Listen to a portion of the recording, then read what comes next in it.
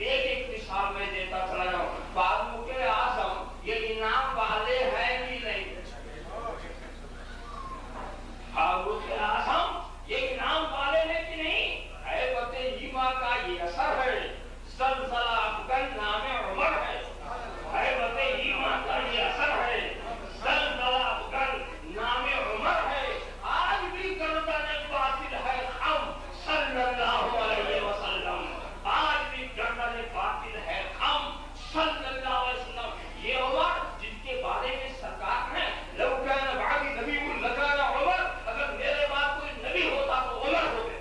اگر میرے بعد کوئی نبی ہوتا تو عمر ہوتے. تو یہ تو ہوئے انعام والے. اب ان کا ایک معمول دیکھ لیجیے, ایک واقعہ ان کا سن لیجیے. وہ مشہور واقعہ ہے. جمعہ کا دن ہے, صحابہ کی جماعت ہے. حضرت عمر منبر پر کھڑے ہوئے ہیں, خطبہ دینے کا وقت ہے. حضرت ساریہ نہاوند کے اندر ہے, بہت فاصلے پر, سینکڑوں میل کے فاصلے پر. اور یہی سے حضرت عمر کہتے ہیں یا ساریہ الجبل, یا ساریہ الجبل, یا ساریہ الجبل. اے ساریہ پہاڑ کی طرف متوجہ ہو جاؤ. اے ساریہ پہاڑ کی طرف متوجہ ہو جاؤ. قصہ یہ تھا, دشمنوں نے پہاڑ کی آڑ لے کر کے اسلامی لشکر پر حملہ کرنا چاہا تھا. اور جو سپہ سالار تھے حضرت ساریہ وہ تھوڑا غافل ہو گئے تھے. اگر ان کی غفلت بڑھتی تو پھر دشمن کافی نقصان پہنچاتا. یہاں سے فاروق اعظم نے کمان کیا یا ساریہ الجبل, یا ساریہ.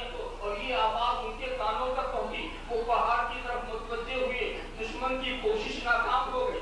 دشمن کی کوشش ناکام ہو گئی. بات تو ختم ہو گئی مگر صحابہ کی جماعت میں کوئی نہیں کھڑا ہوا. اے عمر تم دور والے کو پکارتے ہو, لفظ یا کے ذریعہ پکارتے ہو, یہ سمجھ کے پکارتے ہو سن رہا ہے, یہ سمجھ کے پکارتے ہو. یہ تو کھلا شرک ہو گیا, یہ تو کھلا کفر ہو گیا. کوئی نہیں بول رہا ہے. گویا سارے صحابہ اس پکارنے کو جائز سمجھ رہے ہیں, اس آواز دینے کو جائز سمجھ رہے ہیں. اسی کا نام اجماع سکوتی ہوتا ہے کہ سارے صحابہ خاموش رہ کر کے حضرت عمر کے طریقے کو اوپر اجماع قرار دے رہے ہیں. اور فاروق اعظم تو میں تو صرف اتنا بتانا چاہتا ہوں, بات بھی ایسے ہوئی کہ حضرت ساریہ جب کامیاب ہو کر آئے تو انہوں نے کہا ہم لوگ تو دشمن کے چکر میں آنے ہی والے تھے. کہ ایک آواز فاروق اعظم کی کانوں میں ٹکرائی اور اس کے بعد ہم متوجہ ہوئے اللہ نے ہمیں کامیابی دی. بات تو ختم ہو گئی مگر ہم نے یہ سمجھا کہ دور والے کو پکارنا, لفظ یا کے ذریعہ پکارنا اور یہ سمجھ کے پکارنا کہ وہ سن رہا ہے, یہ راستہ ہے فاروق اعظم کا, یہ راستہ ہے فاروق اعظم کا. اور جو یہ ہے راستہ انعام والے کو, یہ راستہ انعام والے کا. ایک بات میں تم بتاؤں, یہ پکارنے کا فلسفہ کیا؟ بات آگے کو آپ کہاں سے کس کو پکارتے ہیں؟ پکارنے کا فلسفہ یہ ہے, کبھی ایسا ہوتا ہے کہ سننے والا کمزور ہوتا, بولنے والا تیز ہوتا, تو یہ پکارے گا وہ سن لے گا. کبھی ایسا ہوگا بولنے والا کمزور ہوتا ہے, سننے والا تیز ہوتا, تو یہ پکارے گا وہ سن لیں گے. اور کبھی ایسا ہوگا دونوں تیز, ان کی بوائی تیز, اس کی سماعت تیز, تو یہ پکارے گا وہ سن لے گا. پکارنے کے لیے صرف اتنا یقین چاہیے کہ وہ سن رہا. پکارنے کے لیے صرف اتنا یقین چاہیے سن رہا.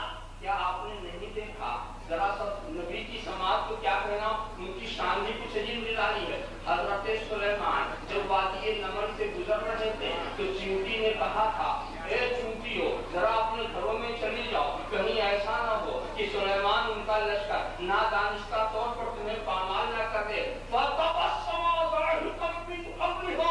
حضرت سلیمان نے جب چیونٹی کی آواز سنی مسکرا پڑے, چیونٹی کی آواز سنی مسکرا پڑے.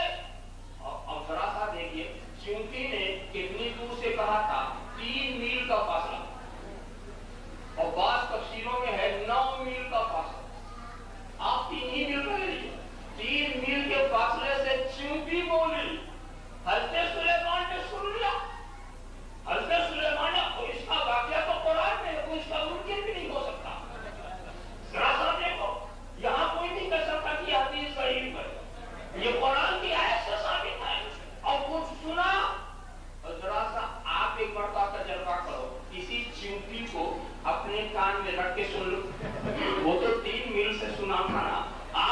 कान में रखे सुन लो, तो कान का नक्शा मत देखो, समाज देखो, इनमें सुनने की ताकत क्या है। इस वाक्य जो मैं बयान करता हूँ तो ये भी कह देता हूँ, मुझे इस बात में ताज्जुब नहीं कि नबी ने कैसे सुनी, कुछ ताज्जुब नबी ने कैसे सुना ये ताज्जुब नहीं, मुझे ताज्जुब अगर है तो ये है चिंटी ने कैसे देखी, चिंटी ने हज़रत सुलेमान को कैसे देख लिया 3 मील से। तुम तो माशाल्लाह 5 फीट के हो, बताओ 3 मील की दूरी पर क्या, तुम तो 6 फीट के हो, कोई है बताने वाला जो 3 मील के फासले की बातें बता दे। तो हज़रत सुलेमान ने की आवाज चिंटी ने कैसे सुन ली, नहीं समझे। मेरा खुदा कातिल मुतलक है, वो सुनाना दिखाना चाहे तो चिंटी को भी सुना सकता है, दिखा सकता है। अगर नबी वली को सुना दे तो क्या ताज्जुब है, अगर नबी वली को सुना दे तो दिखा दे तो क्या ताज्जुब की बात है। तो बात यही चल रही थी फारूक आजम के रास्ते की कि दूर वाले को बुलाया, लफ्ज़े या के जरिया बुलाया और ये समझ के बुलाया कि वो सुन रहा है। तो दूर वाले को बुलाना, लफ्ज़े या के जरिया बुलाना और ये समझ के बुलाना कि वो सुन रहा है, ये रास्ता है फारूक आजम का, ये रास्ता है उमर फारूक आजम का, ये नाम वाले का रास्ता है। अब इस बहस में हम नहीं पढ़ेंगे कि उन्होंने जायज किया कि नाजायज किया, उन्होंने अच्छा किया कि बुरा किया। ये कभी फुर्सत हो तो आलम ख्याल में उन्हीं से समझ लेगा कि आप